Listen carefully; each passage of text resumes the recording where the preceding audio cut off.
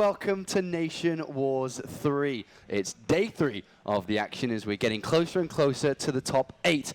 And today is a very, very special day.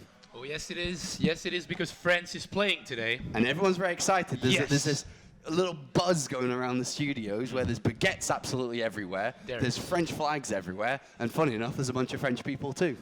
Which there is every time, but today we're particularly excited because France is playing and they're going to take first place. Are they though? That's the big question. Well, of course you doubt. You're from UK and you guys didn't do so well. Well, but you know, yeah, you always have to bring that up, don't you? Yes. That's the thing you resort to. Now that UK is out, who are you cheering for? I know that in the World Cup you cheered for Germany because you live there. You even wore the German jersey. Now answer very carefully and think. Well, clearly, obviously, there's got to be a little bit of bias towards France, but because it was New Zealand that knocked us out, I think there has to be some relationship there, right? Are you transferring your hype for UK towards... Yeah, you know, Petraeus is one of us. So, he has double nationality, actually. Yeah, he is. He is pretty much one of us. So I think that's where my allegiance will be, but they don't play for a while yet. That's the wrong answer. Yeah, that is the worst answer possible. You should have said just France. You made me explain for a few minutes and then just say it's wrong answer anyway. It's all about France, mate. Is it, though? Yeah. I guess it is, right? Today for us, no, it's a big day. Of course, it's going to be a great day with lots of good games, starting with these two countries here, Poland and Sweden in our first match, and then France takes on Australia. Yeah. It's a good day. Lots of awesome StarCraft action coming your way. Before we start talking about the games at hand, we do want to bring out the good old video of how to explain the format of Nation Wars 3 with myself, Funker, and Todd. Hello everybody, we're your English broadcast team for Nation Wars 3. My name is Apollo, and joining me on this couch is Todd. It's an absolute pleasure to be here, Apollo. Funka will be joining us as well later on to cast in English, and it's going to be fun. Yeah, I'm looking forward to casting with Funka a little bit later on, but let's talk a little bit about the format of Nation Wars 3. It's a 16-country tournament. Every single game is best of 7 until we get to the grand finals, which then will become a best of 9. And some of you should know this because you voted in. The players that represent their countries were through public voting, and we have 3 players to represent each country, as well as a single substitute if one of them cannot make it. So we have 16 countries spread across 4 groups, 4 countries in each group, with the top 2 advancing to the quarterfinals, which then becomes a single elimination bracket as we look for the top 4. And the top 4 will actually be played here in Paris at a very prestigious venue to be announced later this Sunday. Groups A and Group B will be then played in December, on December the 3rd through to December the 6th. And then Group C and Group D will be on the 10th through to the 13th of December before we head into the new year. And what better way to start the year than with a bang with some StarCraft 2 on the 2nd and 3rd of January. That's when the round of 8 will be taking place. That will still be online. And then on the 13th, that's when the live action here in Paris will begin. And that's where the fun really happens at the live venue, because Nation Wars 1 and Nation Wars 2 were absolutely fantastic. And we're very excited to be a part of this. Nation Wars has something special to hold within the StarCraft community. I know all of you watching this enjoy it, and we're very excited to be a part of it. It's a very unique tournament, which I really wonder why it took so long for somebody to finally do it. So I'm really happy that O-Gaming stepped up, and it's one of my favorite tournaments, I have to admit. So I'm really looking forward to those games and to seeing which country is the best. All right, it's time to find out which nation is the best in StarCraft 2. GG! GG. That's that moment's gonna live forever with us. That one, I think. You popping out the couch. You spending an entire, because that video, even though it's like a minute, 2 minutes long, it took about 2 hours to build. To make. You know what? The record. If we could do it again, I would do it again because I don't want these close-ups to not be there and my posture to be better. Yeah, you don't like your posture? I thought the close-ups are great. Yeah. Why do you laugh every time they come up? Yeah, I laugh every time they come up. My mic's not on, but if it was, you'd hear me laugh every single time it comes up. We had a great day yesterday of StarCraft action, and we do want to remind you if you didn't see what you missed yesterday.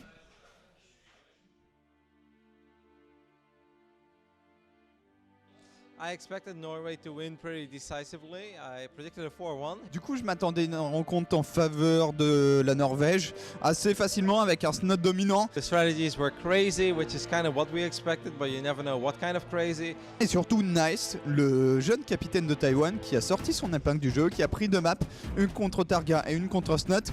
So it was pretty weird, and I can imagine for if you're Targa, you ends up losing like 40 drones against a bunch of oracles. That is pretty freaking annoying. But in the end, Norway won, so I'm sure that they're happy. Tremblement de terre sur la planète Starcraft. La Chine a des bons joueurs. Personne n'était au courant. Je m'attendais à un match serré, mais où China allait gagner. It wasn't close at all. China aced, and Maxed was basically unstoppable. He all killed on his own and massacred the defending champion Norway. On était là, mais comment? Mais est-ce que c'est comme à LoL? Est-ce qu'ils ont acheté des Coréens? Et en fait, non, c'était des vrais joueurs chinois qui jouaient avec le skill à la chinoise. C'était vraiment, honnêtement, Peggy 18, il n'y avait pas photo quoi. Tomorrow I expect some close matches, this time for real. On va avoir du très beau niveau, j'espère qu'ils seront au top et j'attends de voir la France au top et massacrer tout le monde. From the first group, the Ukraine and China advanced through with the reigning 2-time NationWars champions Norway going out, unfortunately, in group stages. And here is that group again, and as we see and look at the results, a 4-0 as well to kick out the reigning champions. Yeah, and that's a 4-0 that has been administrated by Maxed, not even Shigua. Like, Shigua didn't even have to play against Norway. That shows how the Chinese roster is actually bigger than expected, like deeper than expected. And Maxed on form, Shigua on form, makes it for a really dangerous team. Ukraine won in the end pretty decisively, even though it was kind of hard against China, but in general, like first place, I think it's well deserved. Yeah. But the Chinese performance was so impressive. I think what stands out with Ukraine and China, Todd, as well, is that Ukraine clearly very dependent on Bly, but China was able to use all 3 of their players really well. Mm-hmm. They have a lot of depth to their lineup, and I think they're in this tournament and they can do some serious damage in it. Whoever they meet, I feel in the quarterfinals, they will have a pretty good chance at winning. Okay, maybe not against Korea, but against everybody else, they look very strong. And that leads us kind of into today's group, which is Group B, which everyone's excited for because France are playing Funker. I know I was hyped when the UK played, but the French now are having a shot. They go up against Australia in our second match of the evening, but our first one is going to be Sweden versus Poland. And to be honest, this is a very tight group with 4 awesome nations. Really stacked group. I mean, obviously, all our eyes here at the gaming are turned to France's performance, and it's gonna show in the cast probably a little bit. But still, Australia showed that they weren't there just to, to do some side acting, like, we're gonna play, but we have no intention of going far. That's not the case. I think they've got some really decent players. And then Sweden against Poland might be one of the hardest second games of each group that we have. Sweden and Poland historically have always been really great nations in Starcraft too. Sweden is not as good as they were before, but Poland, with a nice mixture of like experienced players, they're all pretty young, but still experienced player, maybe except Elaser, but Mana, Nurture, really great experienced player, and they play amazingly well on Legacy of the Void beta. And then Sweden, historically really great nation. I think it's a really amazing first match. Yeah, I think if you had to combine the earnings of like all of these players from both Sweden and Poland, it'd be pretty high. Maybe not as high as France, but definitely higher than Australia. So if it gives us any indication on how successful these players from these teams have been in the past, it's definitely a good one here with a lot of experienced players that have been around for a long time. And that's a sick shirt. Yeah, you like it? I did it on purpose. Oh my God! Look, I did it on purpose. You got a hole. I did it on purpose. Yes. I could like go through to the screen behind. Yeah, we can see the planet on the background. Look at this. Wow, that's amazing. Crazy. Yeah. See? You actually on a real person. I'm just a machine, that's really funny. Machine built to observe. That's the only thing I can do. That's awesome, man. Let's take a closer look at the teams then that we have to start off the first match of the day. You've already talked a little bit about them, Team Poland and Team Sweden. Great players on both sides, and you have to be looking at the Polish team to dominate today overall. At the same time, I feel like Sweden cannot be underestimated, but yeah, if you look at this team here, especially at these eyes of Mana, oh my God, staring right at you like a painting, it's they're pretty scary. Like Nurture, Mana, historically, again, they've been around for a long time. Elaser in the last WCS season impressed a lot. He won his initial series. I think it was round of 16 against Hydra. Not too many people can brag to having done something of this scale. Yeah. Looking at this, I feel like if there was a way to play fantasy StarCraft and you could, you have a set amount of points to pick players, this seems like the perfect team that, Lays would come in a little bit lower points but has super high potential. This is like the dream team of points if you were to play fantasy StarCraft. Because I think this team is a great team. Yeah, you've got Mana that has been doing amazingly well. It shows on his WCS points and the finals that he made on WCS Season 3 last year. Well, this year. Nurture is like... He's ranked 1 on ladder, I think. Is he? Yeah, he was yesterday or before yesterday when I looked. That is really frightening. Really well. And you've got Nurture that has been really good historically in the past, but has been like on the rise again. So he's not that expensive yet, but it's still really good. And then Laser, as you said, like he's one of the best rookies in Europe. 17-year-old, did really good last year, this year in WCS, and actually stated after he lost to who was it? The Protoss player, the American Protoss player. Puck. No. In the round of 32, remember? It wasn't supposed to be a round of 16. You remember? Oh yeah, Hitman. When he lost to Hitman. The first thing that he tweeted afterwards is like, I can't wait for Legacy of the Void to put all of those Protosses to retirement. That's what he said. Literally, that was the tweet that he wrote just after losing to a 3 gates, 1 base. That's pretty salty. That was really salty. The amount of salt was pretty high. But as you said, it's a really great mixture of rookies and players that have been dominating this year and player on the rise. I love the Polish lineup for NationWars. It's a great team, and they're going up against Sweden today. Sweden, I don't think, is as strong, but it's definitely still very capable to advance from today. At DreamHack, actually, Nurture finished pretty high, right? Top 6. So there was a lot of good players there, and the first Swedish player, I think, that were the highest finishing was Sort of. Who comes into play today. Because Zanster, unfortunately, isn't able to play today. So Mini Razor, Sort of, and Moro, 2 Zergs, 1 Terran here to try and represent Sweden. They've done very well in avoiding the weaker race Protoss in their lineup, Kappa HD. Well, Moro actually changed race to be Protoss. Like, that's the thing with that guy. We've seen him play Terran, we've seen him play Zerg, we've seen him go back to Terran, and now he's Protoss. I think he got killed by too many adepts on the beta. It's weird, like Moro, he might have switched to Protoss, but in my mind, like he'll always be like a Zerg and Terran, because that's what he's been playing for the majority of his career. But there is a big question mark on how well can Moro do here, having changed race and being able to do decently well. I think he just made it into Grandmaster very recently again, so the struggle was real. But it will be interesting for sure. There is some high expectations on Sweden, one of the strongest by far in terms of history with StarCraft and being one of the best countries in StarCraft. For a long time, they were considered second best after Korea, with guys like Naniwa leading the pack, Thorzane, Sase, and all these players. It's a great day, just all teams. I mean, we'll look at the French team and the Australian team a little bit later on today. Very excited for all the action. It is, as mentioned, going to be Sweden versus Poland to open things up. And in a couple of moments, we are going to go over to the couch or the setup area to get a couple of interviews, including a special one. And magic happens at O Gaming every single day, Funker. Every minute. And we've got a magic trick for you right now. We are going to turn Todd into Patrick Drogo, just like that. Look at that! Welcome. Look at that! How did you do this? I don't know. Magic tricks, baby. So good. Magic. So good. We put on a graphic and then somebody changed. Like, so great. Welcome to the cast. You had a fun day yesterday, Cass, and I saw your tweet as well. You enjoyed yourself? Yeah, it's pretty enjoyable. But today, this is going to be even better. Yeah, you're hyped up. You're feeling the French kind of... Yeah, the vibe baguette going is around. rising. The baguette is rising. It is. Indeed. Lots of fun. I think we are almost ready. Just before we go over to the seating area, I do want to ask you what your thoughts on today's group is. So, of course, we've got these two nations in front of us, Sweden and Poland, but also Australia and France. Try your best to put the bias on the back seat for now.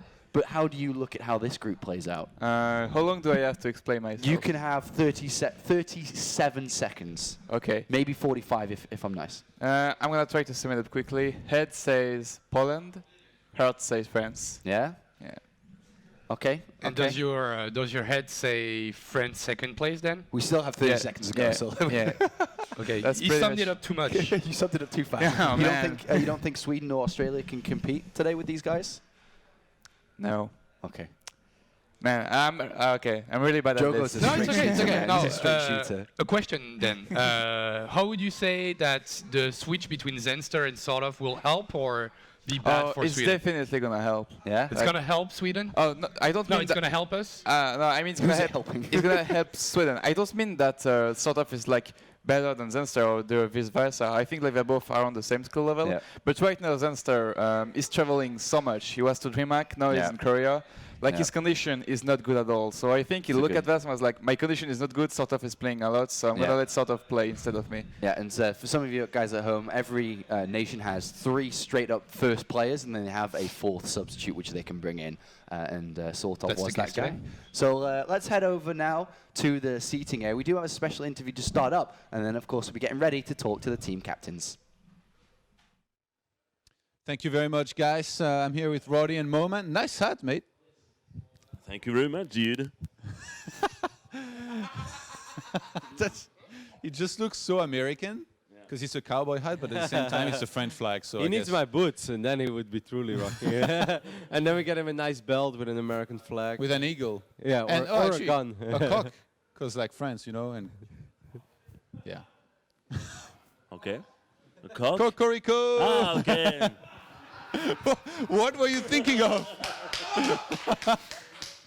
Anyway, we're gonna have the interview in a moment, but I want to ask you guys first. What do you think of today's matches? In particular, the first match that we're gonna have Sweden against Poland.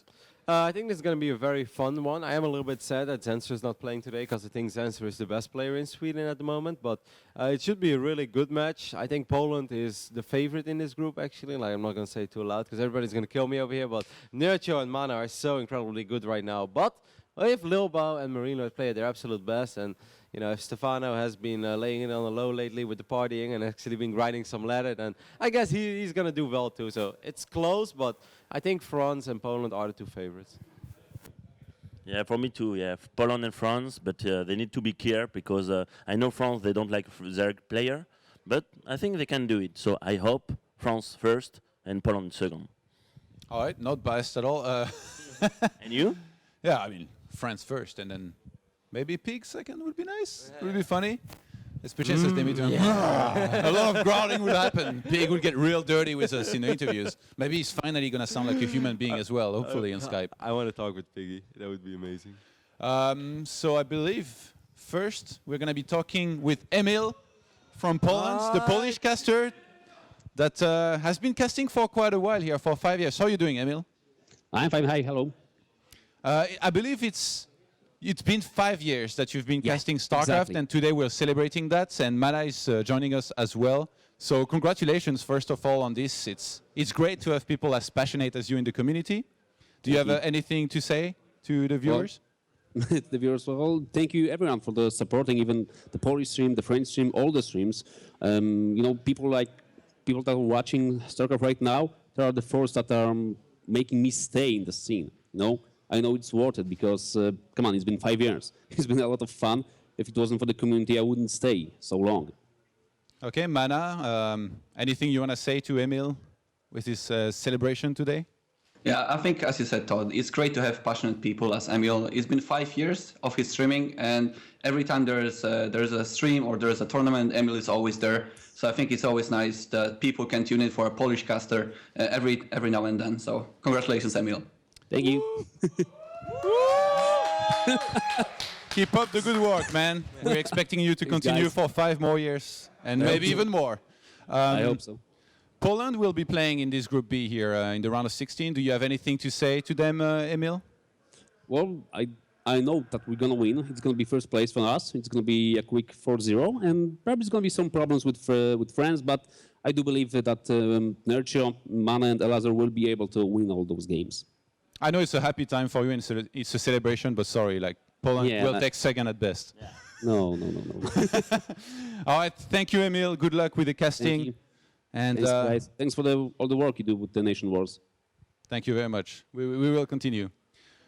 Yeah, pretty cool to see somebody casting for this long Starcraft. It's been a while as well. You've been casting as well, okay, right? Yeah. How long? I mean, pretty much since I think Homestory Cup 1 was even in the beta, right? I think it was either beta or post-release. That's the first tournament I ever did, so it was definitely 2010. So. And before that, I didn't get an anniversary though. Todd, like, where are my bonbons? Like a rose or anything? You know, we bought macarons, right? So and some baguettes. So even though Apollo paid for them, I'll give you these for your anniversary. Happy belated anniversary, whatever year it is that you've been casting for. Thank you, Johan. Thank you. I'm also glad that you've been with the Heroes of the Storm community as long as you have. Jesus. I think you know what? You're getting nothing. Then shut up. All right, we've got the captains here from Sweden and Poland. It's going to be Moro and Mana. How are you feeling, guys? Moro, I already talked. You can start. Oh, okay. So it's my turn now. It's pretty awkward sitting here in the call, not being allowed to say anything. Let Moro speak. Hey, I'm doing good, man. A little bit tired though, but very excited to play NationWars. How's the sleep schedule, Moro? You sound excited, yeah. When did you wake up this morning, Stefan? Oh, when I woke up at 9 a.m., so I'm pretty proud of myself. Since before that, I've been waking up like 10 p.m. for the past few weeks. Forgot about time, forgot about everything. So I'm back now, so it feels good. Yeah, you're one of the biggest race switchers in the game, so I always wanted to ask you this. How do you do it? Oh, well, it's like, how do you not do it? It's just so fun. Every time you switch race, it's like you start over. You get like the new game experience again with Starcraft 2. That's the most fun part is just learning the game and seeing yourself get better. And there's no better way to do that. So it has switch race. It has nothing to do with the fact that you might think one race is better than the other? No, it has nothing to do with balance, since most of the time I've actually changed when the race has been doing especially poorly. So it doesn't have to do with that. I mean, they will always fix the balance in the end. So I got one question, Moro. Why did you pick Protoss for Legacy of the Void? I picked Protoss because they did like so many nice changes for it, like the warp gate change, the force field and the chrono boost. Like there was so many things changed about Protoss that I think the race just plays out in such a great way now. And Taram just like feels a bit similar to Harvest War and Wings of Liberty. It's still just like the Bioshop, whereas Protoss is like completely new. So that's just super exciting to me. Before we're getting into the games, are you a little bit worried to already play Protoss on a stage like this? Like, you're very experienced, but your Protoss hasn't really played on very important games yet. Do you think it's ready? I wouldn't really say that it's ready yet. Like I probably don't have as much skill as other players here, but I am quite excited to like see for myself how well I'm doing, because you can't really judge your skill from ladder games. So being able to play some tournament games is very nice to know where you're at. So it's gonna be fun. Mana, you're freaking me out, mate. I think you broke Mana. He's not frozen, is he? No, it's not. You never know with Mana. That's the thing. Like, this could be Skype or it could just be Mana having fun with us. It's actually really hard to do. Like, your eyes will tear up if you try to do this. Anyway, it's Mana, really hard. how are you feeling about this matchup here against Sweden? Have you guys been practicing hard? Do you guys? I think we're ready. Yeah. Yeah, I think we're ready. We'll do our best. I think our team is very, very strong. Probably even the strongest out of all the countries, if we count off the Korea lineup, because it's to be determined. But yeah, we'll do well. Okay, before we get into revealing the first players that are going to be coming out here, I want the usual, a score prediction and then some words to your opponent. Mana, go first. I think it's going to be 4-1 in favor of Poland. There will be one slip up from one of our players, and words to our opponent: please just do better in the loser bracket than you're going to do in this match. Ooh. Such confidence. I like it. Moro, score prediction and words to your opponent? Yeah, we're probably gonna get Ruffles stumped. No, I'm just kidding. Like it's Legacy is a new game. Like, these guys are the favorites, obviously, but anything can happen in a match like this. And at least I feel ready to play. So we'll see. Okay, for the third time, score prediction. Score prediction, man. It's the numbers on it. Okay, I think we will win 4-3.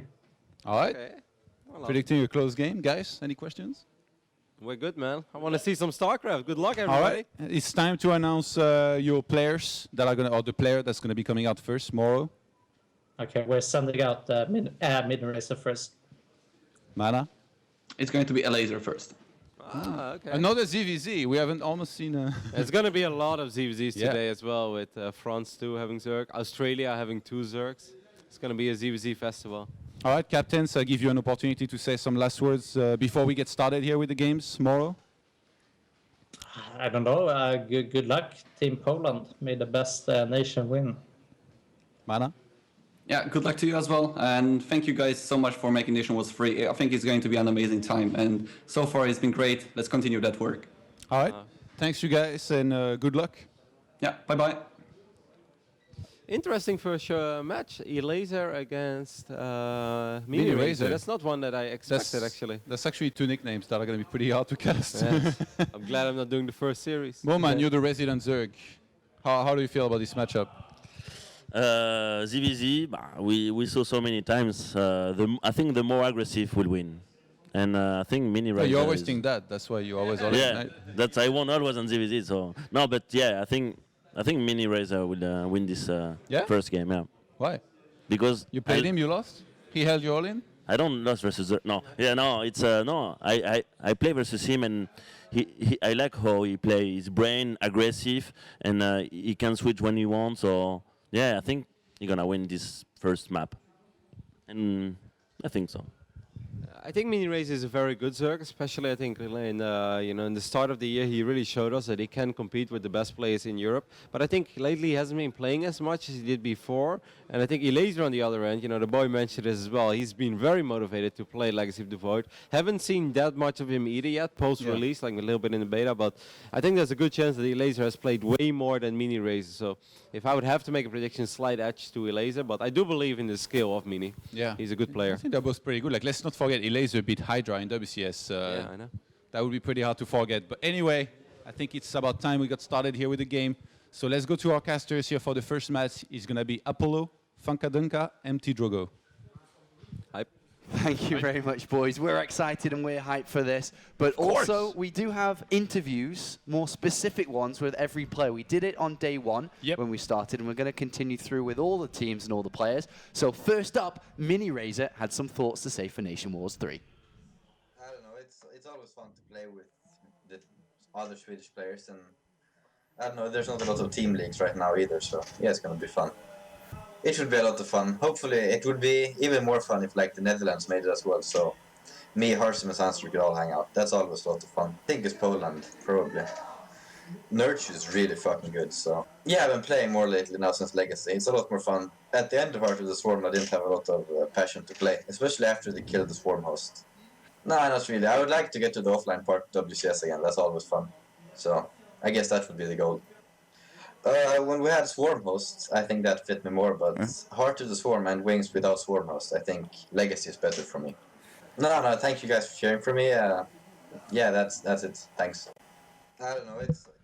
Mini Razor's such a funny guy. It's like, yeah, I want Netherlands to qualify so I can hang out with my friends.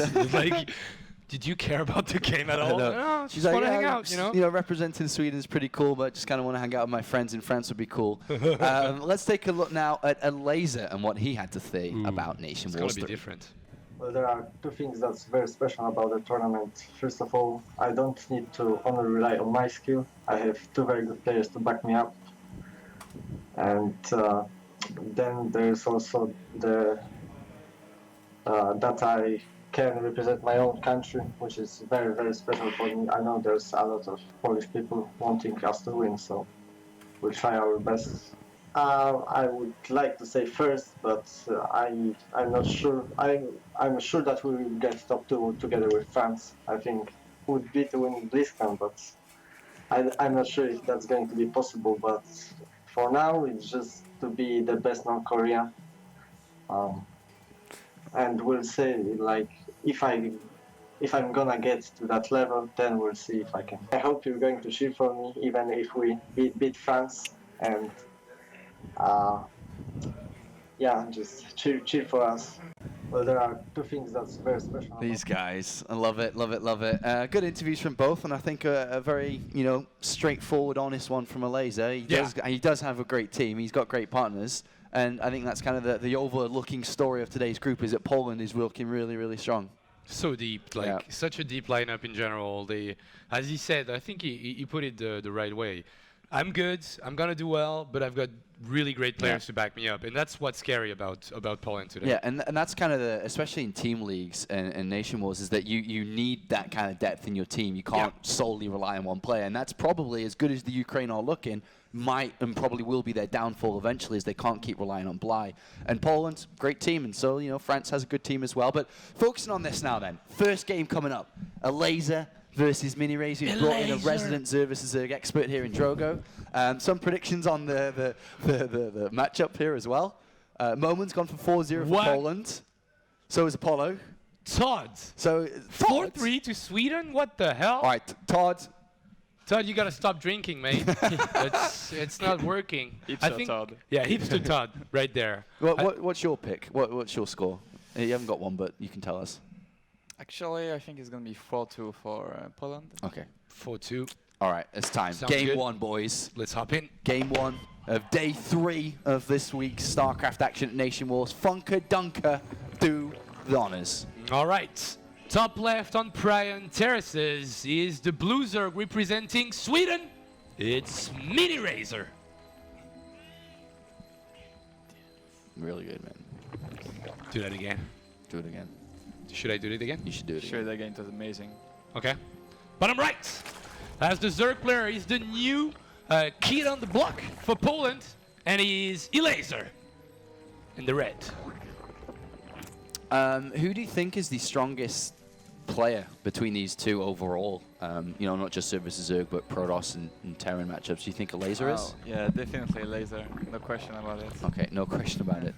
Stupid question, Apollo, you idiot. Well, MiniRazer was, I would say, a pretty good player at, late 2014, I would say. That was the moment maybe where he was the best. Maybe I'm a little bit wrong about the dates, but Elazer has been playing like a madman all through 2015, and he has the results to back them up. So to back that training up, and that's what makes Elazer a way better player at the moment compared to MiniRazer, I think. These maps making Suivez so aggressive, and already we see MiniRazer with a pretty fast spawning pool and gas, and he's already on the side of the map. There is a 4-drone advantage for Elazer, so he is technically in better shape when he looks at that way, but is he going to be able to hold off in time the Baneling nest and Banelings? Yeah, I definitely think he's going to be able to hold this attack because he's a really safe opening from Elazer. Yeah.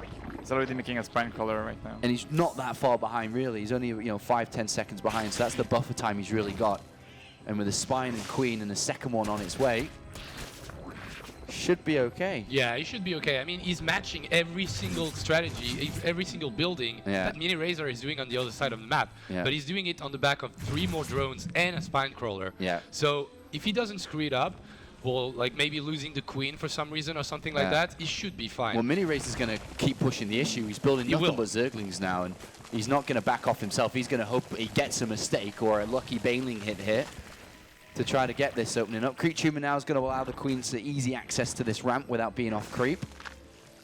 Good play. Baneling nest just finished for Elazer, building his own Banelings, 3 of them actually, and we'll see if he can hold up. I'm pretty sure he can. We'll see. We'll see. 2 queens really well in position, and the spine crawler is not targeting Banelings actually. Oh, that is a bad move. That's a really bad move from Elazer. Only 3 drones in the red, and he didn't lose any drones. Didn't lose any drones. He got lucky on this one because he screwed up the target firing on the spine crawlers and the queens. Yeah. But then the micro was kind of decent, so not losing any drones on this one. Yeah, good for him. And now he's going to just slowly start to move down and take his expansion. Likewise, MiniRacer's going to have to do the same. That could have been a lot worse. Yeah. But as expected, Elazer has the tools necessary to defend, even though it wasn't the perfect of defenses. And now the game's going to move on to the next stage. Yeah. Now Mini has to take the gold, right? I think we can see gold, we can see a drone on it. Yeah, I'm pretty sure he's going to take it. Yeah, he's going to take it. He doesn't have to, but he's going to take it. I feel like that's the play to do. If your opponent is just on a defensive stance, like Elazer is, and you're kind of foreseeing that he's going to take a second base now that he held the first attack, then why not taking the gold? The thing is as well, you have to be from a laser side. You better have seen that drone go down. Like I'm pretty sure he should have and would be expecting. Imagine if he's like, is he still on one base? Is he just piling up lings? But he does have an Overlord in this position to have spotted it. Considering the Queens are moving out to chase Overlord, I'm pretty sure he knows that there's going to be a second hatchery going down for Mini Razor. Yeah. Can't really say that he's going to cancel it with all these lings, like only 8. That's pretty low. But the Banelings are actually crossing the map. So. Well, you think about this though, it's a little bit more difficult to defend out here. There's no creep, there's no spine crawler. Queens are off creep as well. Yeah. So he's going to go for the aggression. And he takes down one of these queens easily, and a laser is going to take He's going to take the win. He's going to take the win. Really fast GG. All right, okay. Huh? Well. GG. Yeah. Okay. GG. Yeah, GG. GG. Wow. Well, Mini Razor tried something. He knew he was, worse than Laser. But, I mean, bit of a weird end to the game. To be honest, right? Yeah, Imagine if he'd taken, the base on the normal second base. He's only a couple of drones behind. You can slowly get back into the game, surely. Not if you feel like you're the worst player. And I'm pretty sure Mini Razor knows it. So he was like, this attack or nothing, pretty much, right? Yeah, that's how I see it. Okay, well, that was a good start for Poland. 1-0 up, and there you got it. Expected. Expected, yeah, expected. Sudden end, but an expected result there, which now puts Sweden, or team captain Morrow, in a position where he's going to have to call out his next player, which is either himself or sort of. So what's the next map? The next map, I'm going to have a look for you. Because you have a look-see? Like depending on the map, I feel like Morrow could try to do like a really specific build. All to the like yards. Ooh, that's definitely a map where you can try to do something kind of gimmicky to Sniper Zerg. So you'd be expecting Morrow then, based on the map? Yeah, I think if there was a good time to send Morrow, I think it will be now. Okay. Here are the players they can choose from, apart from Zanster. Zanster is now sort of. Yeah. Just because Zanster couldn't play today and had to resort, or Sweden had to resort to their substitute very last minute. Sort of played at DreamHack. Did okay. Got some good games. But it's really all about the Polish team that did super well at DreamHack with, of course, Nurture top 6, which is a great result. But yeah, we'll find out now. We're going to have the good old countdown, as always. You getting excited for France to play? No, I'm also excited for the games to get, really exciting between Sweden and Poland. Yeah. Like now that Mini Razor is out of the way. Now that Mini Razor's out of the way. No, I'm really looking forward for both Morrow and damn, can't remember now. Sort of. Yeah. Thank you. I was about to say merci. I think they've got a lot of work to do, to be honest. I think that the Poland and Swedish lineups are so heavily favored to Poland that Sweden, they really do have to bring some magic today.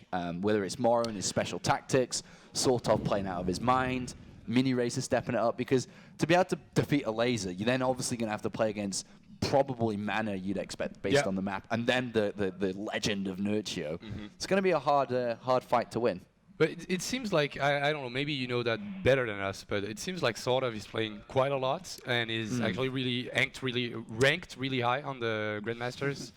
Well, I mean, like, sort of, like, is this my own vision of him? So people might disagree, but I mean, to me, he's like a really strong mechanical player, but sometimes he gets tricked strategy-wise. And I think one of the biggest tell for that is I think like he won versus Showtime at DreamHack, yeah, but lost to Huck. Oh yeah, like he took a map away from Showtime. Only won a map versus Parting too. So this is definitely someone that can like win versus the best when his strategy is playing accordingly. But sometimes he can get tricked a little bit if he plays something he doesn't expect. Yeah, I think the group he was in was definitely hard. But picking up the wins against Showtime, or map wins against Showtime and Parting, like you said, this definitely shows that he's very capable.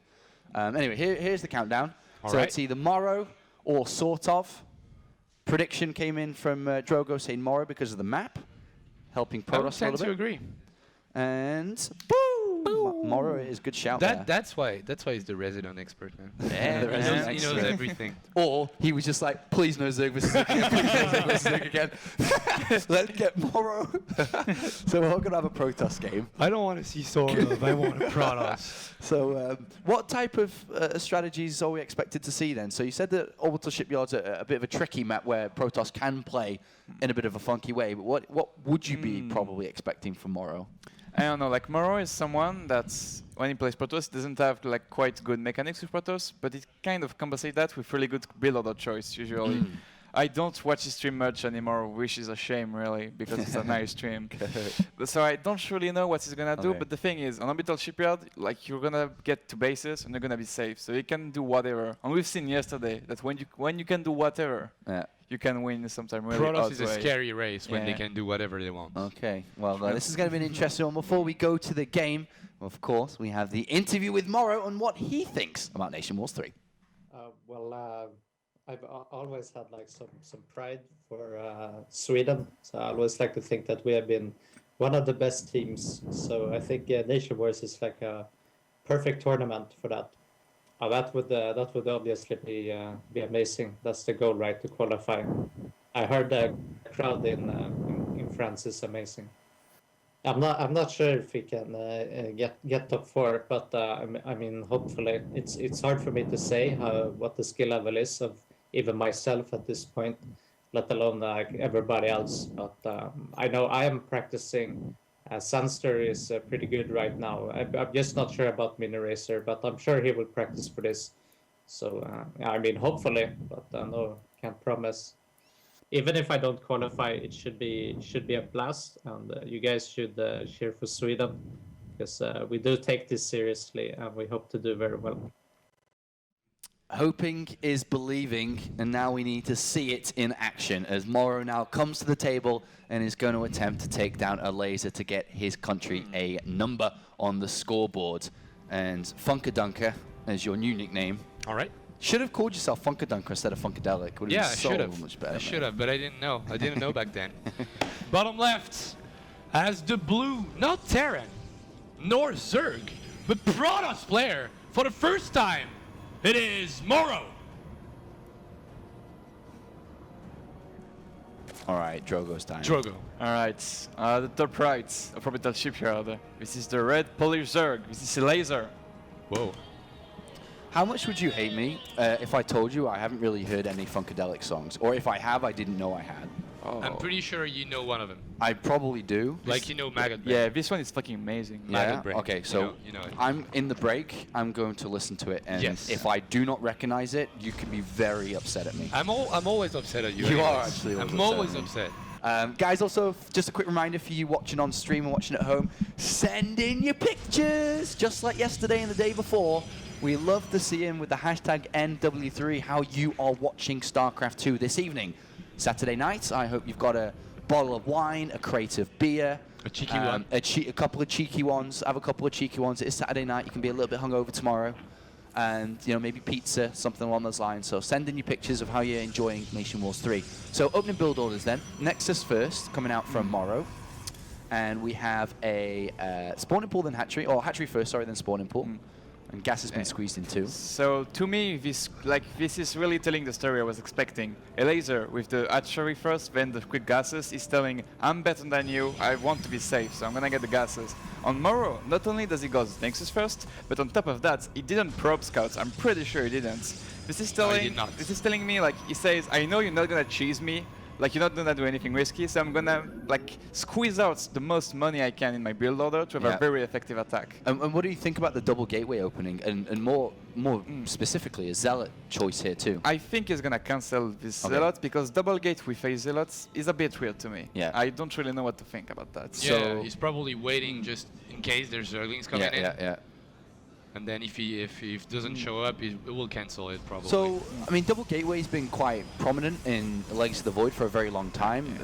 Whether it was one base double gateway openings just to get the adepts out, and going to be a bit of harassment and scouting to start things off here from Moro. Yeah, like double adept, I do it a lot too. This is a really good combination because you just get 2 adept really fast, and it usually it's almost always worth it. Yeah. The only time where it isn't really is that when the Zerg gets really fast speed, but getting really fast speed in itself is a big sacrifice to the economy. But do you not feel a little bit bad here if you send out 2 adepts and then you go halfway across the other side of the map and you just lose them instantly? Yeah, that's... Because like this is what could happen here. This is bad, but Elazer made 2 quick Zergling. Usually the Zergling are always a bit later, but Elazer really wants to get that scouting information with those quick Zerglings. And he just kind of doesn't get too much information. He just kind of sees the double adept opening, I guess, is pretty good, but he could have got it with Novel. But straight over to double sentry behind this, and then a forge. Yeah, this is a really macro opener that we're seeing here. Yeah, so third base coming in I very usually expect the third base before the forge, but he's going to get the forge a little bit faster, which is pretty much the same thing. Yeah. But this is... He's kind of expecting, I think, Gazless. Wow, but this is really good. If he cancels this shade, it's awesome. Wow. Yeah. What a boss. What a boss. Yeah, Moro could have lost those two adepts, but he just scouts the fact that there's third base on the front. So the only way he's going to get good info in this game when he puts his third down shortly, you imagine, is just through the hallucinated Phoenix, right?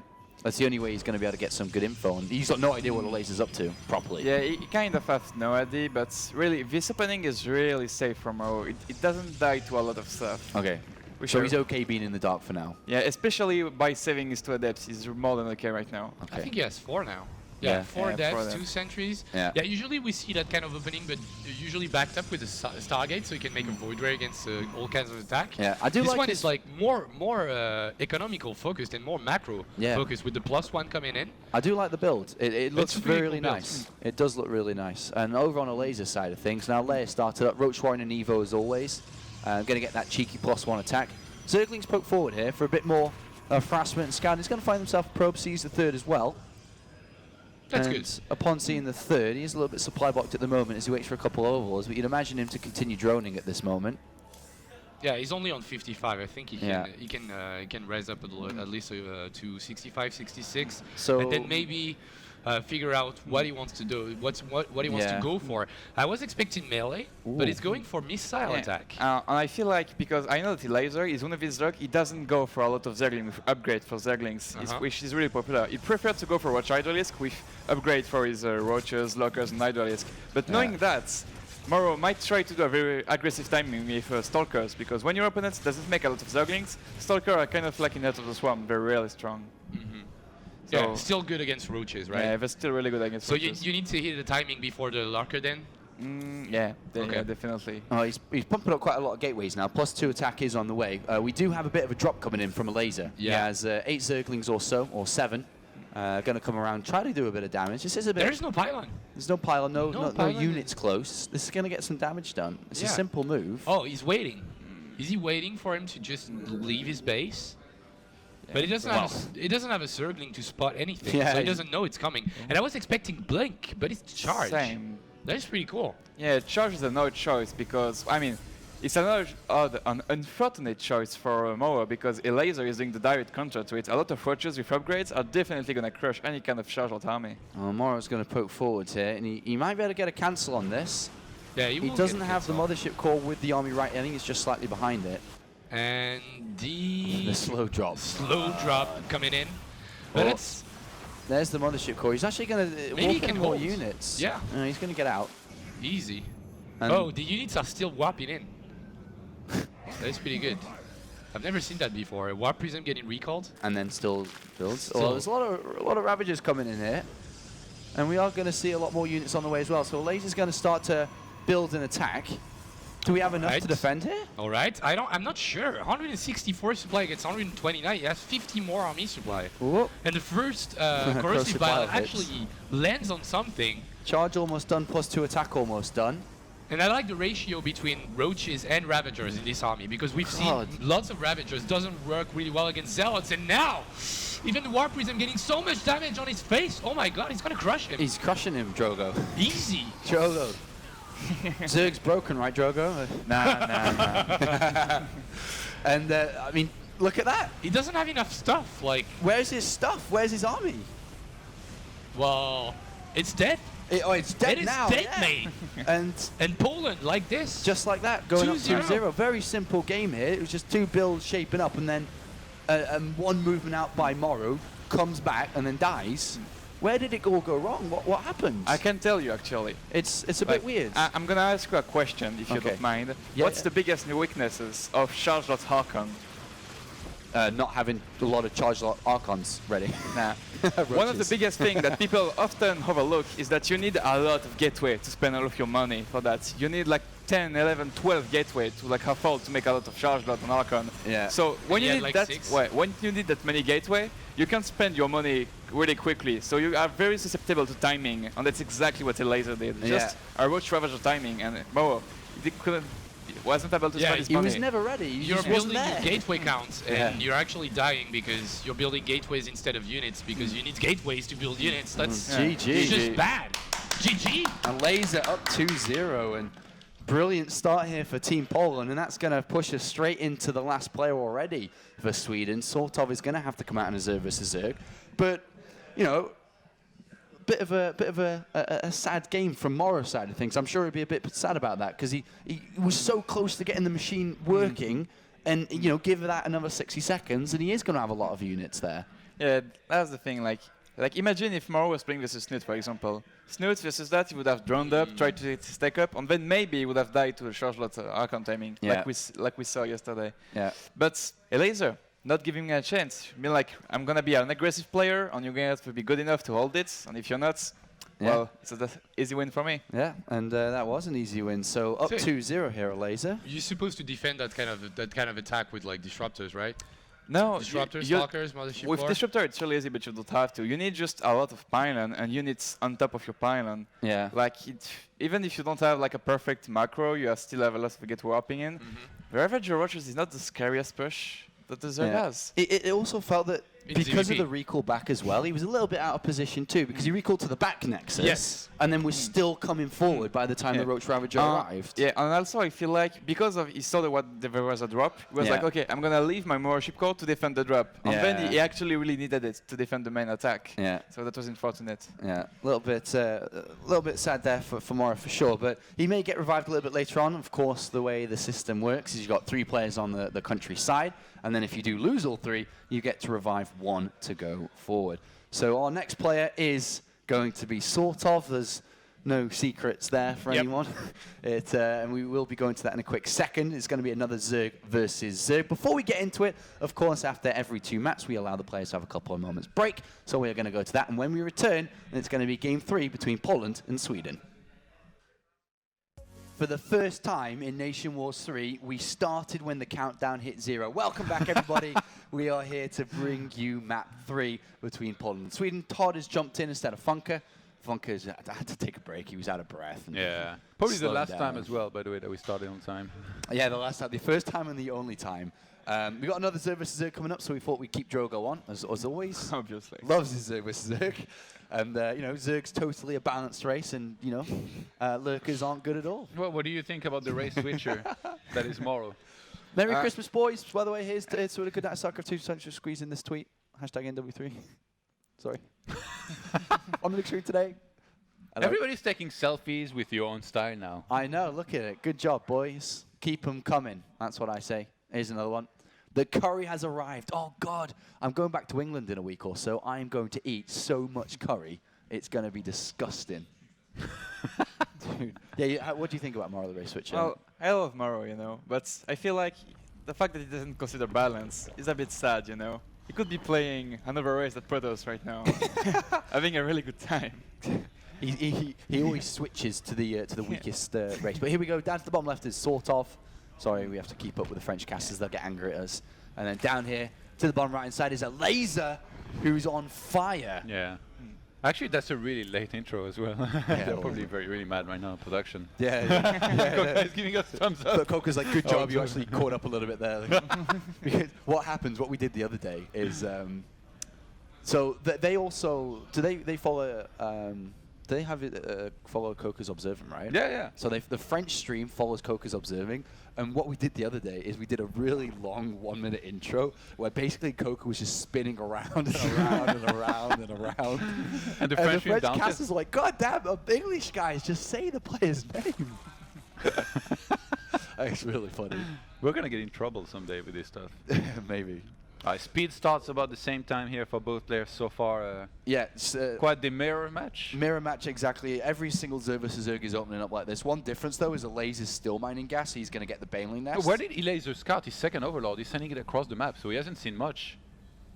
Hey, he scouted top right first. Yeah, and the second. So whereas sort of, he's going to scout, he's going to get a lucky scout. It's funny, actually, these links, they almost met somehow. Like, or they might meet in the middle of the map. But I think there's a pretty big advantage for a Laser who's about to... Whoa. Sort of. Careful, mate. A Laser. Where's your Baneling Nest? He's got 100 gas. I don't want to build a Baneling Nest. Why are you mining gas then? I don't know. I just delayed it a little bit. He was paying attention to his links. I don't think that's what he sounds like either. The chase. Yeah, not much happening here so far. Just we are going to be seeing sort of expanding quite a bit earlier than his opponent. I guess he Laser wants to all in here. Yeah. He's not expanding at all. And there's 3 Banelings. Wait, is that a drone here. moving out? Or 3 potential Banelings on the other side, but... He's actually going to expand. The speed advantage is actually pretty sick. You managed to get a good 3 kills there. Got to be careful though. Laser invested quite a bit into the Zerglings that haven't done much just yet, but he's now on the chase. And the Baning Nest, he's going to hit late for sort of. He wanted to get that hatchery before his Baning Nest, so there's a chance Laser gets a lot of damage here done. I don't even think he needs the Baneling Nest. He's winning the Zergling fight, and there's more on the way. Here comes a Morph. And this is going to be hard to hold. Yeah, sort of Baneling Nest is incredibly late. This is going to be really hard for because him. he went for the hatch before. Laser delayed his hatch, but now he's going to be able to do some damage here potentially. Playing, popping. Oh, almost catches the tail end of the Zerglings, but a Queen's going to go down anyway. I think this game's going to end, boys. Whoa, that was really bad. Really fast one here. Another Baneling's coming in, and if that hits, wow. Where's the Queen? Well, he just lost him. He didn't remake another one yet? Nope. Oh, he didn't even start another one. Nope. Sort of in quite a bit of trouble. Well, Laser is going to keep on rallying Zerglings across the map, keeps on morphing Banelings as well up that ramp. Yeah, and there's 14 Lings about to pop though. That is good for Sortov, but he's going to have to fight against this Baneling if that gets a hit. I mean, the fact that there is no inject hitting right now for Sortov is just disastrous. Laser's production is just going to be so much more here in a second. And that's a pretty decent hit there. And there's still a lot of units coming in. Another Baneling's about to pop as well. Oh, can he get... Okay, that was bad again. He's sort of holding somehow. Yeah, for now.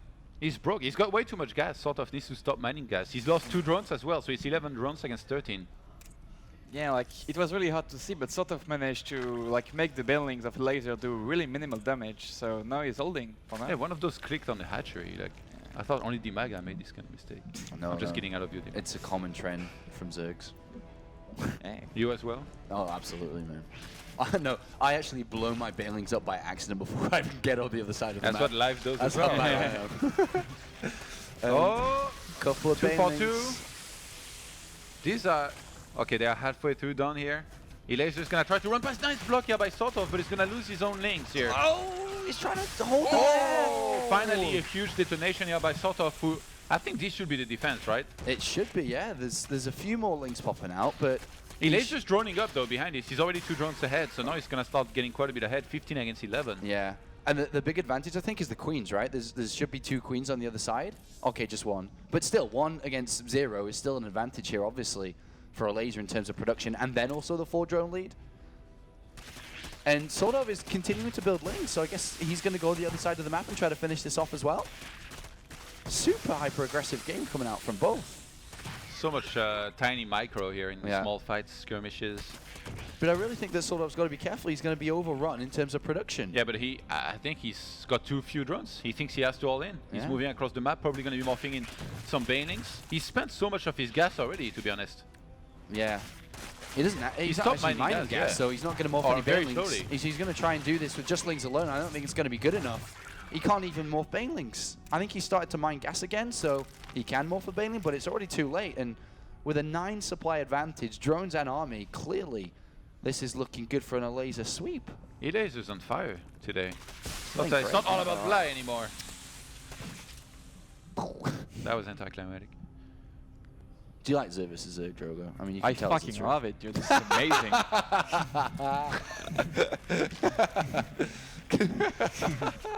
Sortov still has no Queen, by the way, right? No, still no Queen.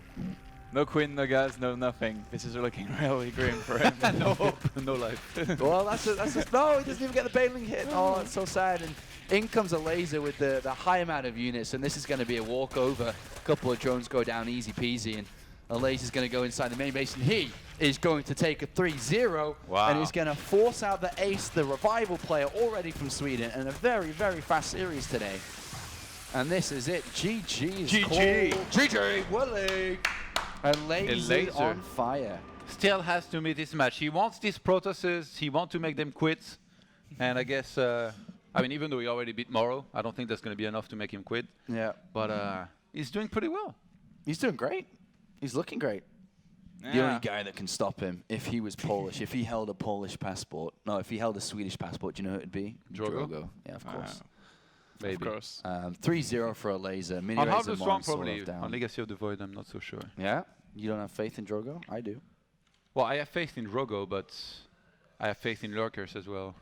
I think you're in the right church here. Started early already. Drogo is a massive fan of Lurkers, by the way, guys.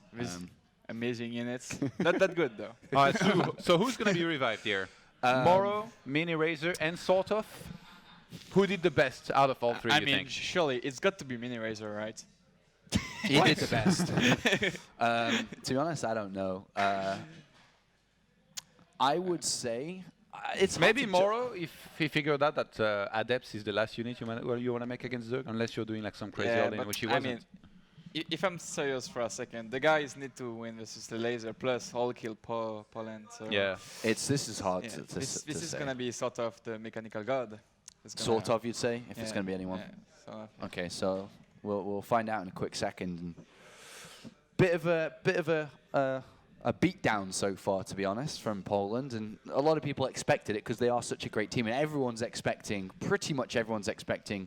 95% of people are expecting to see Poland versus France in the winners match. Sweden, again, is a country who just has such a rich history in esports across multiple games, and that includes Starcraft as well. You don't expect them to, in the round of 16 like this of a NationWars, not do well. Yeah.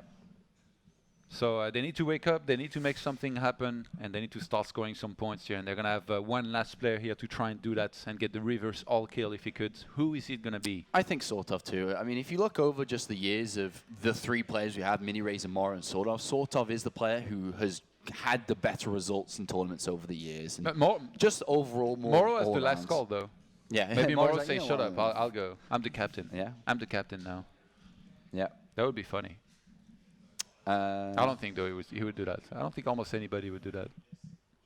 Power tripping with a captain hat. I wonder if, I think, you know who would do it? Stefano. I'm glad you mentioned that because he's actually the captain. Yeah. I didn't want to say it because people were going to call me salty, but... No, I said it for you, buddy. I think Stefano's going to power trip as well. Yeah? Yes. I think so. I mean, I'm going to hype up Stefano when we go to that, so... He best perform. Yeah. He best perform. Just waiting now on the player to be chosen. Who is it going to be? Yeah, we think Sort of. I think almost everybody thinks Sort of. I think Mini Razor and Moro, they are like kind of equally unlikely, but if it were to be one of them, maybe Moro. Oh, just hashtag NationWars. That is the best picture I've seen. That is just simple, to the point. It is the hashtag, it's all he needs, and it's a massive bottle of vodka. Straight to the point. And nachos, I think. And nachos. I love it. If I'm seeing right. For Aya, for Mana, for Poland, NationWars 3. Watching our good friend Emil. Yeah. For Poland, reasons to love Moman. What a great picture. That face. Thank you, Hayes Heel _FR. He scared me when he did that, man. That was really scared weird. right into my soul. Every time. Keep your tweets coming in, guys, and we'll show them on the show, of course, always fun. I love that. Straight to the point. Vodka bottle, nachos, and Starcraft. You know what's funny about this stair is that, again, it's so hard to do. I wonder how Mana does it. He must practice, like in the shower, like water in his eyes. He's like, I'll keep them open. That stair, it's people have their thing, you know. Stefano had his little doll, his little toy dog. Oh, yeah, a dog. You know, people have always had which he thought was real. Which he thought was real, yeah. Like it was alive. And Mana just has his stare, of all things. So I think what do you we're going to have to... I don't have anything. When you cast, don't you have like a lucky charm? 2 socks of a different theme. That's your lucky charm. Yeah, I think I've done it. I'll check after. I'm pretty sure I've got different socks on again today. I just pick any socks. It doesn't matter. Rough nights? No, easy night. Any socks doesn't matter, mate. Just pick them out, put them on. Nice and easy. All right, so I see who it's going to be. So I've already cheated. You guys don't look at this screen. I mean, we already guessed Saltov, and I'm pretty sure it's going to be Saltov. So we'll see. Well, we'll get the official countdown. Give us the countdown. Bring it to us. Here we go. All right, guys. 15 seconds. Don't panic. It's going to say reveal first, by the way. Yeah, they like to tease us. It's going to say reveal, and then we'll see the Imagine if it's a choosing player, and it's like, Todd. I'm like, what? Well, I moved a step away. It is sort of. Okay. All right, as expected. All is well in the NationWars. Another Suivez Zerg where Drogo is a big fan of this matchup, so he's happy to be here casting. Big fan. 3 Suivez Zergs now. An expert of Suivez. An expert of Suivez Zerg. I mean, when the matchups go like that, I don't think there's too much to be an expert on, to be honest. The games end before you can do anything. It's like, all right, so best way to play this matchup, get some Zerglings, get some Banelings, and try to win. Good luck. All right, we'll load it in. Let's make it very long. Yeah. Okay, no, we'll get in trouble. But, There's more French people than us. But actually, you know what I keep hearing? Like when I keep drag it out. Yeah, go ahead. Yeah. No, my bad. Go ahead. Drag it out. No. Wait, let me tell in the top left corner, this is the new hope of Poland. This is Laser. Not gonna do this. And down here, of course, for Sweden, it is sort of the last hope. And it's got a lot of work to do. But what were you going to say before? Okay, so you know what Zerg keeps telling me is that, but you know, Drogo, when Zerg versus Zerg goes into long game, it's actually a really sick matchup.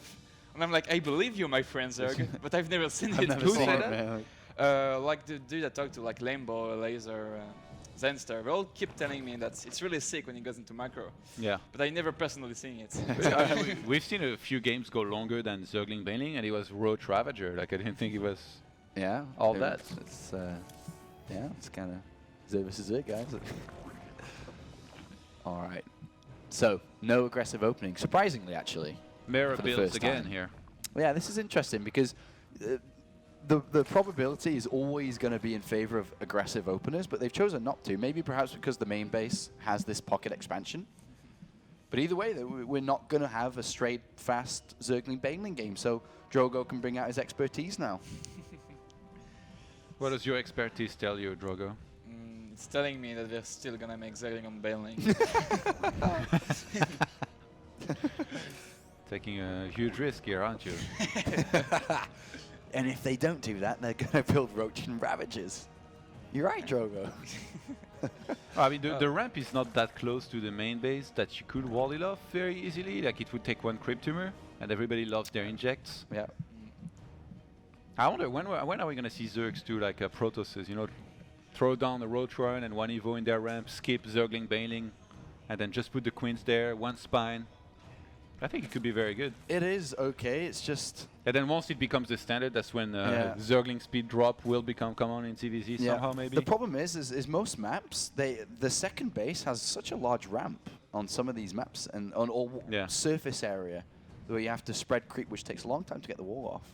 Did both players? I think both players put their Baneling Nest on the natural, by the way. Did they? Yeah, it's hidden at the back. Yeah. Yeah, I think the reason for that is that, for example, in a laser base, he can hide his queen between the spawning pool and the hatchery, but he has no place to hide in the natural. So that's why he builds his Baneling Nest here, so that both of and that's why you're here, Drogo. That's why you're here, Drogo. Thanks, mate, for that nugget. No, it's a good one. That was a good point. But yeah, like both players are making a Baneling Nest, but they keep joining up behind it. So will they make Zergling on Baneling to try to deny the third of their opponents? That is the question. Did either of them spot each other's Baneling Nest yet? No. The third's really fast from a laser, so sort of might try something against it, knowing that he either has to defend where there's no creep or lose this expansion. Yeah, but he can't do much. I mean, Baneling's already being morphed in here for a laser, and Laser is just in the zone right now. Like, he must feel so comfortable. He's up 3-0. He knows that even if he loses here, his country is just in a great position to finish the game off in the next few games. So maybe he's playing a little bit greedier here because of this. He is looking in good shape. I mean, he's got a good drone count. He's going up to a second gas now. Both players Evo Chamber. Yeah, so this will be for an upgrade. Maybe a little bit of a cheeky drop down the line? No. There's too much mobility for Zerglings to just... The drop is going to take. Your Zerglings could be on the other side of the map and still get back in time. You know how we used to see roaches with Burrow and Tunneling Claws and stuff? On that map, you can't really go in with Tunneling Claws because if your opponent has any kind of detection, you're going to lose everything. If there is any kind of spore over here. So down the line, if you can drop the roaches into the main and then burrow them in the middle lines, they can do a lot. But right now, Elaser wants to be a little bit aggressive. So far, the defense has been really good. I mean, I don't know what these Banelings are doing, but they're having a hard time making up their mind. Lose the queen. Does lose a queen, but he does lose all his units in return. So there might be a bit of a counter push. And yeah, +1 missile already started here for Elasers. For sort of, his Evo is about to finish. Roach Shrine at about the same time. Yeah, so you'd say there's a slight advantage here for a laser. Slight, better upgrade or faster upgrade, better expansion. At the same time. As long as he doesn't take damage to this counter push, which he isn't, because that's a great Baneling hit. And now he's going to sack his links to try and get some info on what the hell is going on in this game. And he goes in. Lack of gas means there's no Spire. Comes around the back. Oof. Quick reflex here to pull back the rest of the links. Now Elaser's the one moving across the map. Sort of, he's getting, I guess, a couple links here to make sure he doesn't take any damage. But that's me. Oh, actually, that was a lot of links here that he just made. 18 more on the way. I think this is to defend against this counter. It's because he threw all the links away to scout. He has to have something to defend. Yeah, but then he's going to have to attack with them. Roach's production already going to start, whereas Elaser is still droning up. Yeah, and if he doesn't, the thing is, his Roaches without speed is so slow. This queen keeps dying on the third base. Yeah, that's bad. The lasers with energy as well. Oh, he survived. No, he didn't. Never mind. So yeah, we might see a bit of a push from sort of, but the problem is it's going to take such a long time to get over the other side of the map. There's nothing though. So Elaser has nothing. He starts a bunch of roaches, but are they going to be out on time here to properly defend? I think they will be actually. Oh, he's going to. Whoa. Yeah, he's got enough. Yeah. He might lose a drone or two, but he's got 10 more, or did have 10 more. It's very close actually now. It's only 3 difference. 4 sort of leading. But now 10 additional ones coming in for a laser. The back and forth with building drones and units continues from the start to the end of the game, and it's just edging out more drones to units all the time. Elaser starts +2 missile immediately. Sort of is still droning up a little bit, but he's going to get a few Ravagers. Yeah. It's actually, I feel like Ravagers, everybody's having a little bit of a hard time in, not even just in any particular matchup, but in most matchups to properly find their place and how to use them best. It's probably going to take a little bit longer for everybody to map that out properly. Yeah. Like we've seen Snoot yesterday, try to get a lot of Ravagers. Yeah. And maybe it wasn't the right move back then because he lost that game against Maxed. Yeah. And now comes the stage of the game where you've got Roach Speed, you're happy to be in the middle of the map and you can start clearing overlords out. And we see a longer game here, by the way, since this is so equal. Yeah. It depends on who tries to plan an attack, perhaps now, and just kind of build up an army to hit with their +2. Because they're not droning anymore. Yeah. But the defender's usually always going to be in a better position. But I guess another thing you can look at is the ratio between Roach and Ravagers as well. But one of the things I've seen is people going for watch drop in this situation. Because you get... corner it? Oh, the dance. Like Roddy in the club. Hashtag Roddy in the club. Dodging the bile shots and the dragons. So yeah, roach drops could definitely work. Because what people do usually is that they search for overload speed so that you don't lose your overload to a Ravager. And then if you have overload speed, might as well drop some roaches, Yeah. And look at the supply down there, it's so equal. Yeah. Very close game. How is that overlord not dead yet here from Elaser? The one difference is that a laser does have slightly more drones and has mined all the gases, or is mining from all the gases. And here we go. It comes down to the biles, really. The corrosive biles at this point, when you're so close, it's like mini disruptor hits over and over.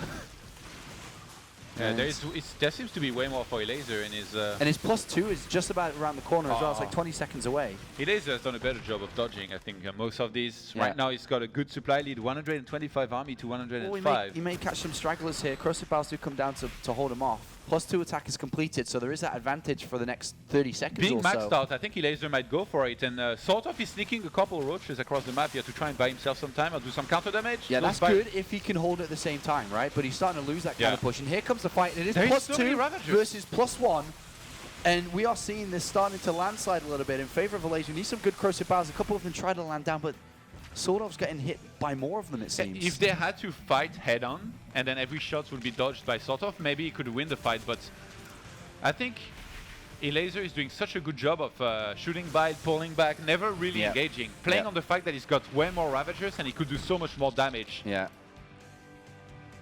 Thunder and Klaus actually starts as well from Elaser, who's done a fantastic job with his upgrade. Got hit really hard on the right-hand side again. Started Carapace +1, getting Burrow as well. Elaser just looking fantastic here, trying to finish it against Sweden. Yeah. And he's got this bit of a lead now through his good fights, as you've said, and he's going to poke forward again. 4 Crucibiles, not going to hit anything here. Continue pressure. We may see a big fight here. I think both players are going to commit to this one. And so far, it's looking okay for Elaser. He's got so many Crucibiles, another big wave coming in. And it is all on these hits, but Sortov has enough to hold him off for now. But look at the bank difference too, and supply. Sortov is struggling to max out. And Thunder and Klaus here, plus Burrow is not going to finish in not too long. I don't think there's... I saw any overseers here. There was one originally, but I think he might have died. Because of how good the fights are going, he's got the better bank, he's at the high supply, and he has money to spare to get Burrow. It's very smart actually that he remade an overseer there, because if this caught sort of by surprise here, this Burrow and Thunder and Klaus, he could have died on the spot. And Elaser is still dodging these shots here from Corrosive Pile with his overlords. Alright, Burrow and Thunder and Klaus are finishing. And this is going to be a nightmare now to deal with. A cheeky drop maybe? Cheeky drop. Anyone fancy a cheeky drop? Look at this. Overseer's there. Oh! Did he see it? He didn't see it? No. Oh my god, Sortov is moving out. He has no idea that they are burrowed roaches. So much damage. The queens, the drones, and oh no. That's a nightmare for Sortov. He's got no idea either. He's going to start to spot the roaches now that that's possible this is going to happen, but it's happening. And inside, oh, this is bad. Bad news, boys. Bad news for Sweden. More corrosive bounds coming in from Elaser, continues to fire him off. To be honest, he doesn't even need to be out here at the moment, with so much damage being done behind enemy lines. Sortov is just gonna go for it. He knows that he's taking too much damage back at home, so he's gonna take the head-on fight. Elaser, I guess, glad to oblige. He's got one more upgrade right now. He's even started Carapace level 2. Elaser's upgrade started perfectly on time every single time, and he's gonna crush this. Guys, we are going to have, for another time in Nation Wars, a second all-kill. And Elaser 4-0. All kill. You need like a button for all kill for Nation. You guys need a button that says all kill. Imagine hitting that every time you get an all kill. They're like, they look at you like, what an idiot. Like, shut up. This guy. Don't you tell us what to do with our Wale buttons. But a convincing performance from Poland, or more so Elaser, who just, that was easy. Within less than an hour, because I think the game started, 45 minutes, he just 4-0'd. Nurture really fast. And Mana sitting pretty, not having to do anything themselves here in the first match. And you know what? Like Elaser was telling everyone, Nacho is either gonna 8-0 or I'm gonna 8-0. And since he already all killed, I feel like we're gonna send Elaser first for the next match, just so that he has the possibility of going 8-0. Yeah, and could be pretty cool. Would be pretty cool, but I hope we see that. France is playing, no? Yeah, wouldn't be cool at all. No. But that leads into our next match, which is just around the corner. And to be honest, there's a lot of people on the French stream already who's looking at some numbers, and I know you guys and everyone in here is very excited for it. And I think it's going to be a great match. Why did they bring this up now? Because Apollo was right. Me and Moman, bros for life. Look at that. And Roddy. Predictions. Oh, Roddy too. Yeah, he's hiding behind the Swedish flag. I couldn't see him. Roddy, Moman, and Apollo. We lost money to Moman last night. The three guys that have been betting the most around, so I guess you know your business. Yeah, flipping coins and doing stupid things that boys do. And apparently, when it's not sport betting, Roddy can win a bet. Yeah. He didn't do too well on sport betting today, I heard. We are going to go to the winner's interview in a quick second, just waiting for that to be set up. But Drogo, our resident Zerg expert, a good performance from Elaser in his Zerg today. Yeah, like, if you have time to talk about it, that fourth game was actually really close, but Elaser just kept trading better than sort of. Yeah. Like, you could see the practice paying off when it's like, you have the same thing, like, okay, what do we do now? Elaser just knew what to do a little bit better than sort of. And sometime a little bit better is all it takes. Roach Ravager plays out, and it's not, well, I guess it is a little bit similar to Stalker Disruptor in the way that the shots are so important coming out. The back and forth retreatments but to I the think shots. not just that, like, Elaser didn't miss a beat. His upgrades every single time. +1 finish, he started +2 immediately, and he already had started the +1 earlier than his opponent. +2 finished missile, started carapace. +1 carapace finish, started +2 carapace. Yeah. Everything started perfectly on time. As soon as he had the minerals and gas, started the tunneling class and burrow. Like, that was pretty flawless. Yeah, it's just confident, knowing what to do at all times type of game coming out from him. Looking forward to see how well he will do against the winner of our next match, which is going to be the France versus Australia game that we're all very excited for here in the old gaming studio.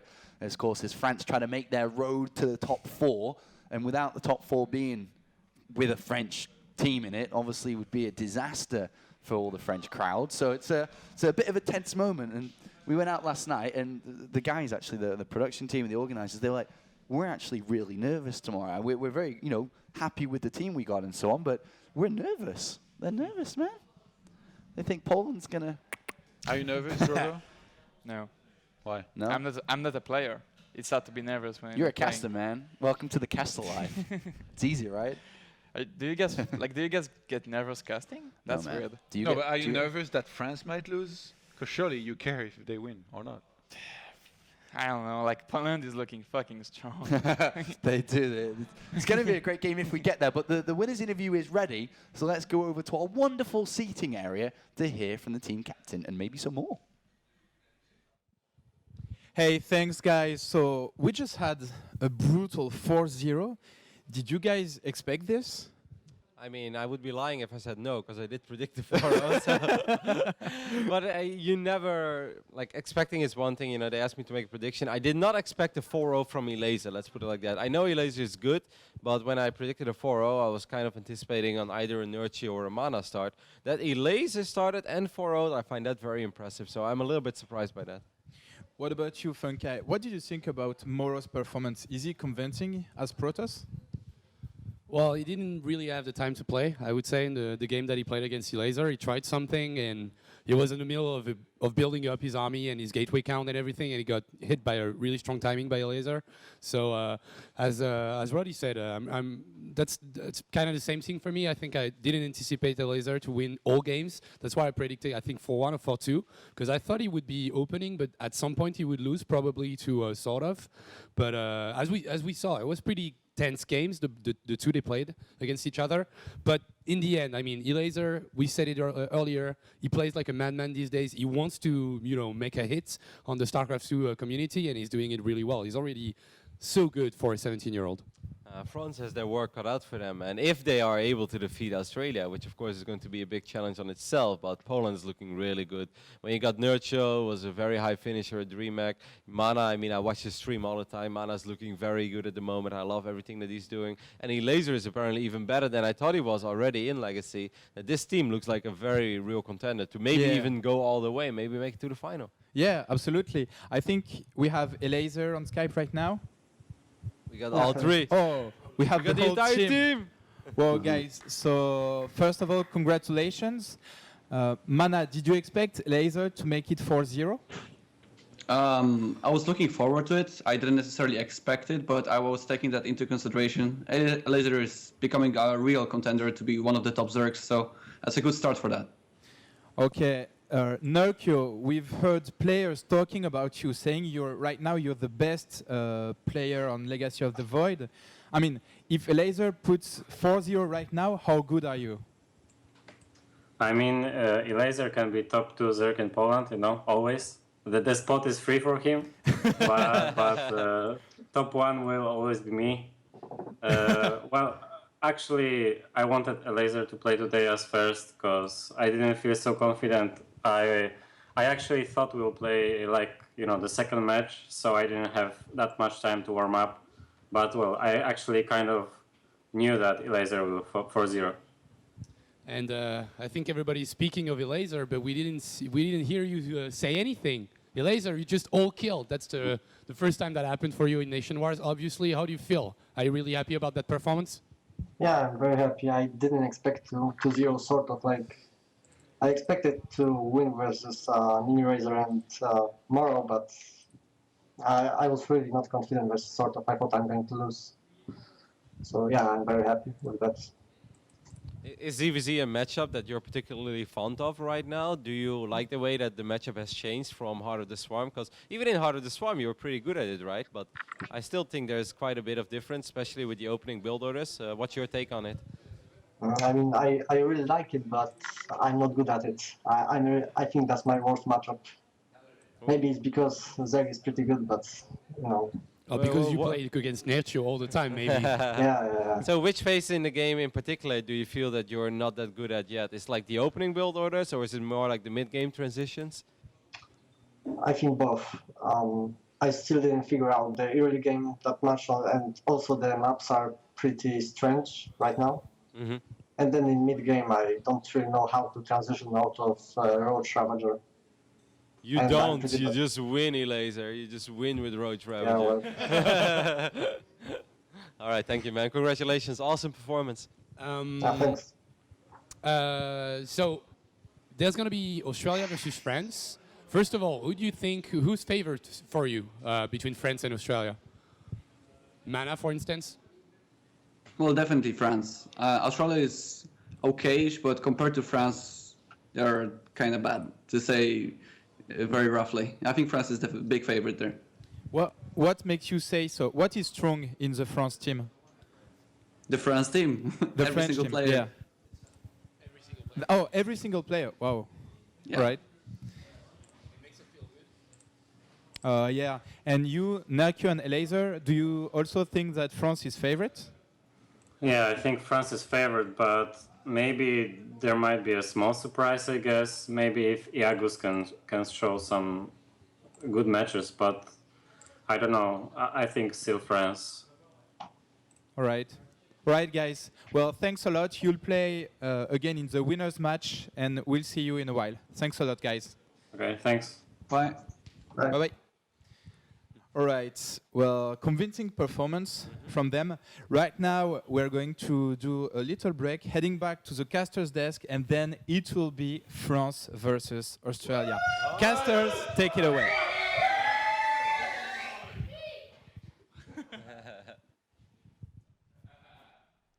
Somebody's missing.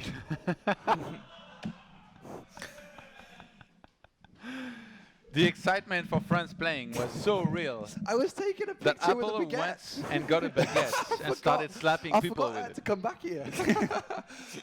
I was over there taking a picture with a baguette, and then I came back. Sorry, I'm here. Why I'm are you holding it like excited a weapon? Because I was about to do a funny picture with it. I was standing over there watching the screen. I was like, hold on a minute, why is there only two people there? I was like, oh wait, me. So sorry. I feel like you're about to sing the French national anthem. I'm excited too. Everyone's excited. The buzz is, I mean, I'm sure you heard it just now. Well, you obviously did hear it just now, but everyone's excited, man. Yeah, French casters are screaming downstairs. Yeah, and they should be, because the hype is real, man. Last season, France made it to the top 4. A lot of people were very excited. The viewership actually got crazy on the French stream. There was the highest numbers ever, I think, for O-Gaming for French broadcast on Starcraft 2. So and looking forward to seeing if we can break that record again here. Yeah, I hope so. Here's some tweets that you guys have been sending in. Hashtag NW3. Miazguna. I don't know what that means. Hello. I'm not going to try to read this. Everyone cheering for Poland, of course, absolutely dominating so far. And there's a lot of Polish fans, obviously, as well in StarCraft 2. So good to see you guys sending in your tweets. That's a pretty awesome picture. Wait.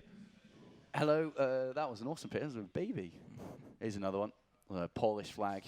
Actually, the Polish StarCraft fans are very passionate. Yes. Having been to Poland not too long ago for WCS, there is so many of them, and they are so passionate about StarCraft, and their countrymen doing well. I wish I had a bigger plate. That's funny. That's like something Roddy would tweet. Here's another one.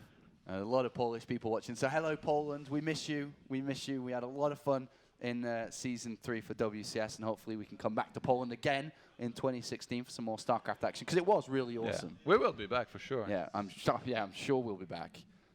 So hopefully, well, of course, there's Katowice, right? No matter what in Poland. So we'll be back. Actually, I feel that if Poland keeps on doing well here, and I'm sure there's a good chance they will, and they qualify for the offline finals, I feel like quite a few Polish fans will probably have an account to, if it's not sold out yet, to watch in Paris, because that's a pretty hype event. Are you getting butterflies in your stomach? Yeah, man. You should be. Do you? You don't. You're a caster now. You don't have emotions. He's salty that he's not playing. Yeah. Yes, that is the true story. Lose, you will be mad. I know you. I will be disappointed. Yeah, they better win. Yeah, because Lil Bo, my own lord, on Inver Stefano, they better fucking step it up, you know. Passion. Hashtag passion. Guys, France versus Australia is just around the corner. I'm going to go finally get this picture done with this baguette. We're going to take a quick break, and when we come back, France plays Australia.